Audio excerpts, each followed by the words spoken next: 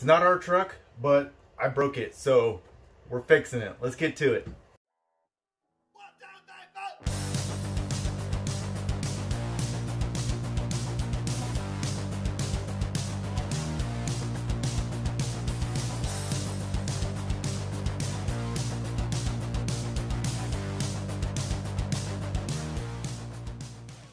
Alright y'all, so this is not my truck. It's not our truck at all. It's a good friend of mine that helps me run all the Facebook page and some of the YouTube, and she helps with thumbnails and all the stuff. So we were out front running this and the 4/4x4, and I T-boned it hard, and well, the slash is heavily modified and this thing is stock, so it broke. It's not supposed to do that. So she bought upgrades, and Haleigh here is gonna help me fix it. Let's get to it.